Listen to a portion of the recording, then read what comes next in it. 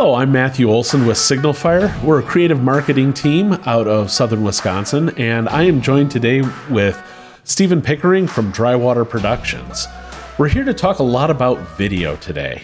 So it sounds like the right equipment, a little bit of planning, and just being aware of your surroundings on a little different level can really give you all the ingredients for making a pretty great video. Mm-hmm. As someone looks at making their own video, how does someone keep all that in mind? Is it a good idea to have a full-blown written plan? I think the more you plan it out, the more you're going to save in the long run. If you spend a couple hours putting together a script or an outline, it will help tremendously, not only in the filming, but also in the editing. Yep. If you have an outline while you're filming, you can be looking at the outline. We've even written, when it's something that's not even scripted, it's interview style. We've even written out the answers that we're not asking them to say, but the answers that we need to get. Our organization was started in date. Yep. And then we ask them, when was your organization started? Yep. And that fills in the gap. And then that way, when we're all done with the filming, we know, okay, we need to touch on this one again. When we get into the edit room, we can look at all the footage and say, okay, this is a great story, and it on paper it fits right here. Once you start editing it, you can move it around. Right. But if you have that outline first, it's so much better, and it also is helpful. Well, in our case, it's helpful for the clients to kind of be on the same page as us, but it's even helpful for you and your team to be on the same page while you're putting it together, or you as the individual doing it yourself to be able to understand the structure before you even start filming. And then once you start filming, and once you start editing, what you were going back to. And you can always change it down the road there.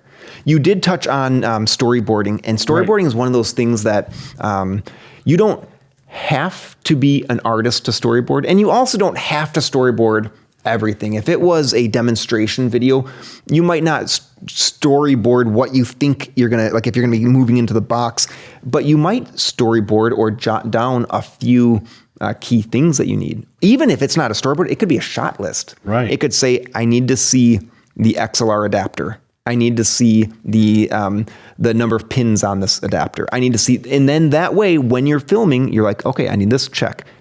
Oh, I need to get that shot. You get it?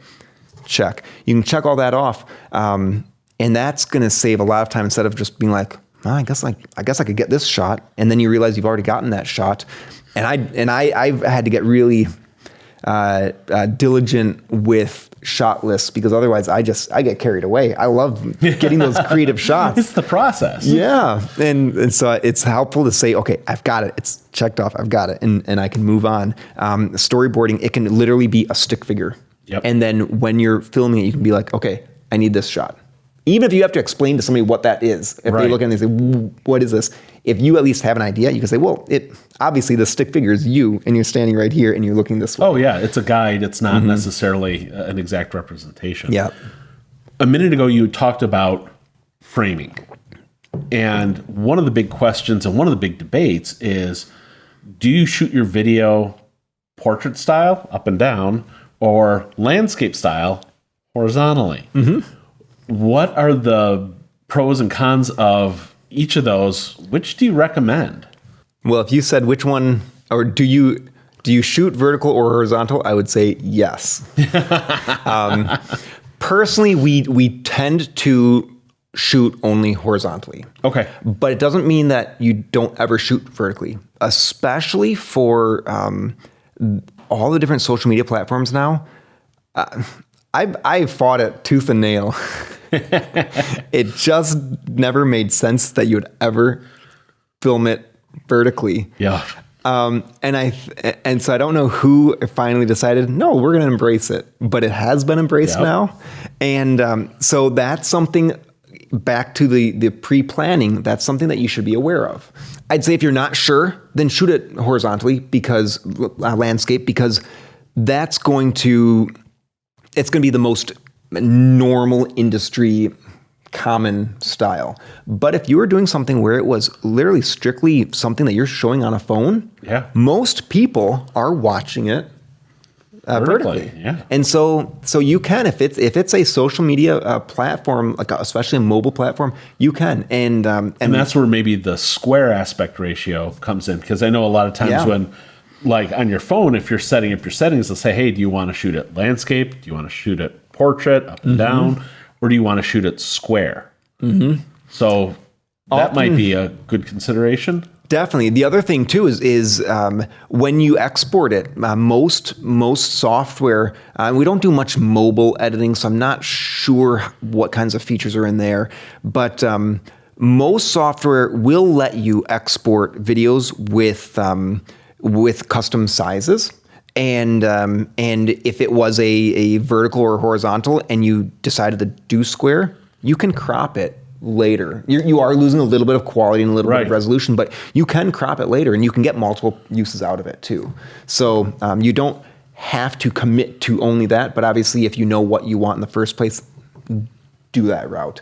On our website also we have a cheat sheet that kind of gives some of the different sizes and which ones there is, I don't know that I'd say it's science, but there's a lot of data that shows certain videos perform better when they are vertical as opposed to horizontal. Because if it's something on social media, it's even longer to scroll when it's a vertical video.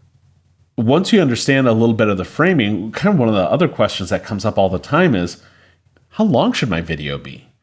I know a lot of times some of the social platforms like it absolutely down to like 15 seconds or something. That's not always practical for the types of videos, but realistically, how long can you expect to hold a viewer's attention? What we, in our company, what we aim for is we the magic number for us is 2 minutes. That's what we shoot for. 2 to 3 minutes is if a client comes to us and they say, we've got a lot of information, it's probably only going to be about 6 minutes. We strongly encourage 2 to 3 minutes is what we're going to go for. Now, that's not set in stone. Facebook, for example, encourages longer videos. And some of that is to keep them on the platform longer. Right. It also, in some platforms, it allows for advertising. And so at certain points, they can put an ad on there. But even when a platform says, we encourage this longer amount, if your information isn't relevant to the viewer or they aren't engaged within 3 seconds, they can click away. Right. And that's data showing that you have seconds to get their attention, and then you have to retain their attention. Oh, absolutely. I mean, and I forget where exactly YouTube holds that threshold in terms of a successful video view, but that's always something that also part of that kind of content planning at the whole beginning of the process, really kind of making sure that your engaging material can be right up front. Yeah, the thing I've heard is that you save the best for first. And you get that right out there. Oh, I like that a lot. Save the best for first. And it's exactly true. So, and then of course, if you got other stuff, then you can sneak it in there later on as well. But absolutely, yeah. At what point, I know the length of the video is going to completely depend on the different content topics and just everything you're trying to accomplish. But one of the questions is at what point do you say, okay, I put this big long piece of content together, but can we chop it down? And it kind of starts getting into the video editing question. So chopping, how difficult is it to start whittling a video down? I say it's very easy to cut video down. And I say that because I do editing. Yep. Even for the home user though, even for the small business owner who's attempting to do it on their own, it's not hard. Well, I say it's not hard because it's technically not hard. But if you're really tied to your content, that's where it can get hard. And that's where even we've run into challenges when we show a client and they say, I love it, don't change anything. But it's 18 minutes. And that's been one of the challenges. It's easy to cut it down, but it's not so easy to cut it down when you're tied to it. What are some of the software tools available to a do-it-yourself or to edit video down to get to a relatively polished format? There are so many free softwares you can download. There is also a lot of paid but inexpensive to very expensive software. The MacBooks are going to come with their own. I think it's iMovie now. We use PCs in our company, but and then PCs have. It used to be called Windows Movie Maker. Yep. But it's so you can edit basic editing very easily right there. And I don't even know if those are softwares you have to actually download or if they're just bundled with it. Nice. It's on my computer. That just while I was searching for someone else, I pulled it up and it's pre-installed on my computer. But you can also there are some phenomenal free programs as well that are not Apple, not PC. One of them would be OpenShot. It's a newer software to me. Okay. And when I was looking into it, I was really blown away by what it could do. And then there's HitFilm. HitFilm is a free software as well. There's also a paid version, but the paid version is still very inexpensive, and that even can do some special effects. So if you want to do green screen, you wanted to do some particle generators, and it's pretty impressive.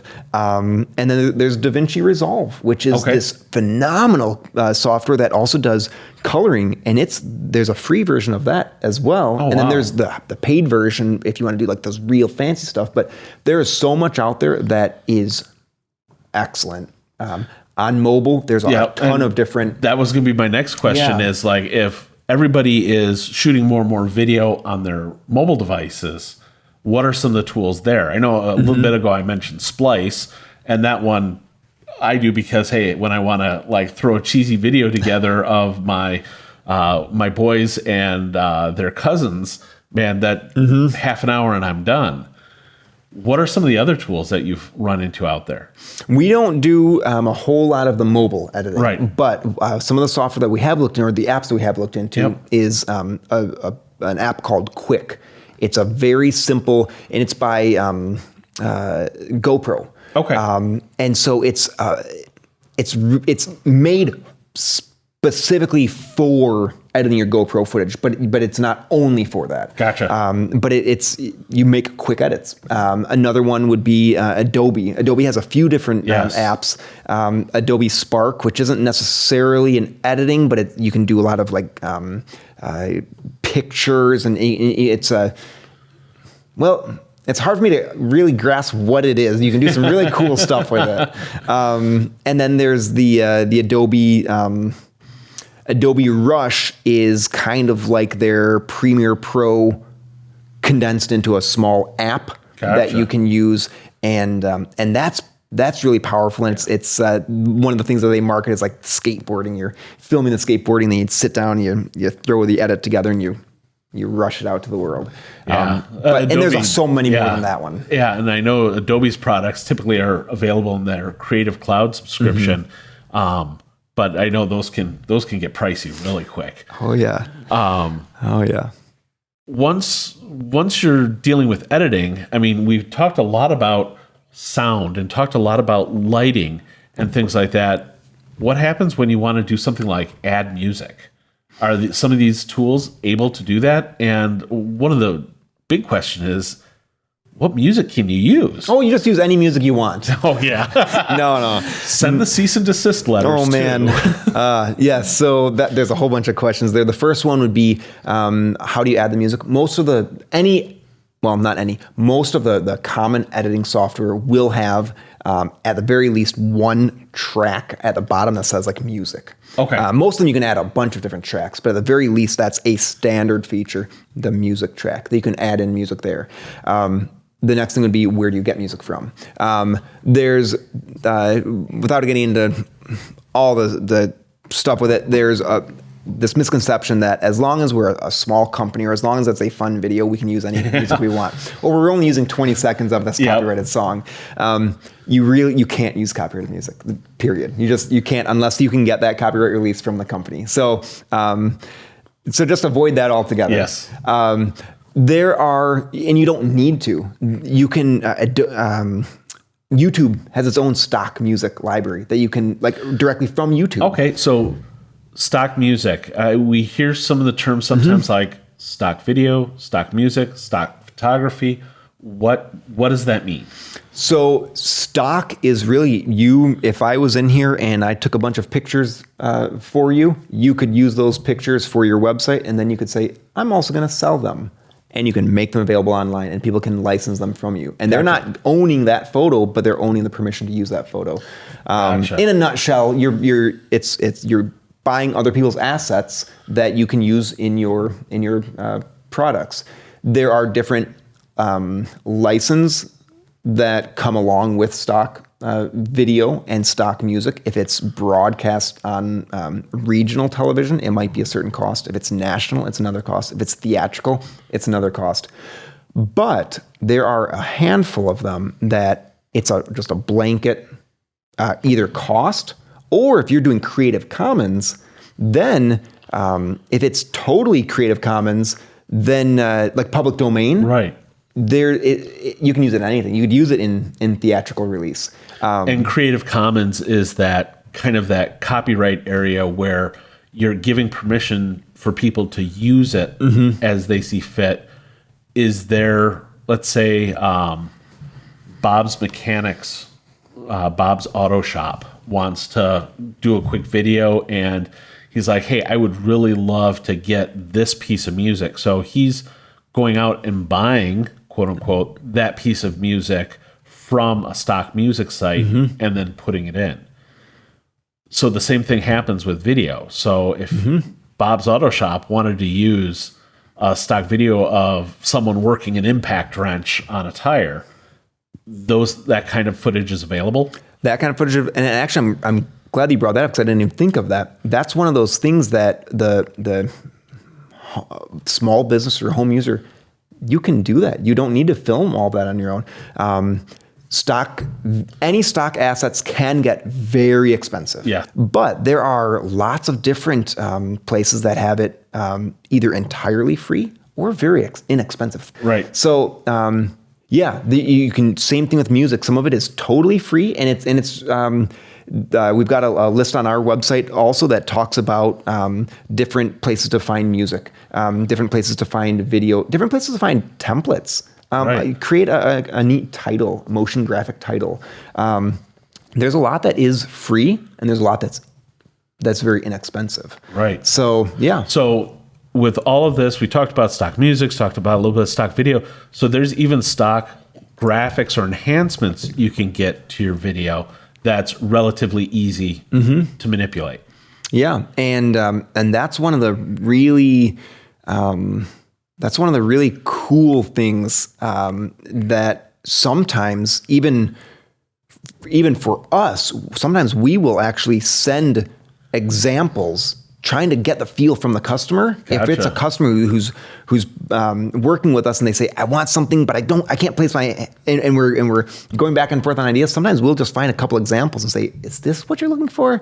But there's a whole bunch of sites out there that if you needed a logo that, now it's not going to be like a totally customized logo, right, but if it's something that just kind of came out in 3D and then like a puff of smoke goes by and it transitions to another logo or your tagline, you can buy templates for that you just plug in. Now, some of them will be templates for Adobe After Effects, which is a paid program, or Apple Motion. Those are paid programs. So if you already have those, if you're paying for that software, that's a great great way to buy that. Otherwise, there are still templates that you can buy for some of the free software, but most of it's going to be the paid.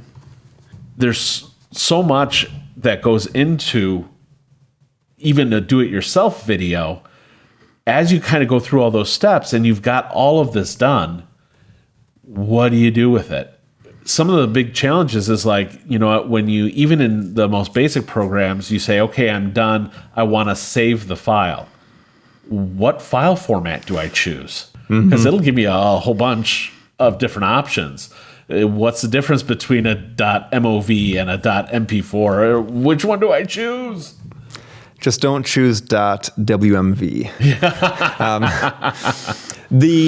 Usually, you can save it in the default format that it suggests, the software that you're using. A lot of the software will actually have like presets. So you could click and say YouTube 4K, click, and it's YouTube 4K. So if someone's going to be say, hey, I want to upload this to my business's Facebook page or put it into LinkedIn, what format's going to be the best? MP4 is what we usually recommend. It's an easy format. You can have some high settings, high quality, while still keeping the file size really managed. That's what we usually generally do. They accept pretty much all common standard files. We talked a lot. Oh man, we've covered a lot with this, but one of the big challenges with do-it-yourself is, at what point do you find that, okay, I might be in over my head, or I might have bitten off more than I can chew? This kind of video probably shouldn't be done on my cell phone. What are some of the criteria that you would encourage people to look at when they should say, okay, I need to move from do it yourself to actually contacting a production company like Drywater? It might be as simple as trying it yourself first and seeing if you can do it. The reason I'm hesitant to say that is because some people will give up too quickly. And sometimes it really is just embracing that it's not perfect and you're not a production company, and that's okay. And there's no reason that you do have to call in pros for it. But other times, just knowing what kind of video you're doing, it's obvious. If I have a scratch, I can put a Band-Aid on. But if I need to do surgery, I'm not going to try it myself. I'm not going to get in and then realize after my limb is almost off, well, now I'm going to go into the pros. Same thing with video. If you're doing a capital campaign, if you're doing a high ask, that's something that calling a production company that is going to help you figure out, even if you know your story, they'll help you figure out how to put it on video. Even if you knew every step and you said, if you had a script, still that production company will help you film it. They'll help you get, we've worked with companies who have it all planned out and we'll go through their script with them and we'll help make sure that it's going to work for what we're doing. But they do a lot of that legwork. But what we really take over with is seeing which part of the room looks best, figuring out how we ask those questions to get those genuine answers.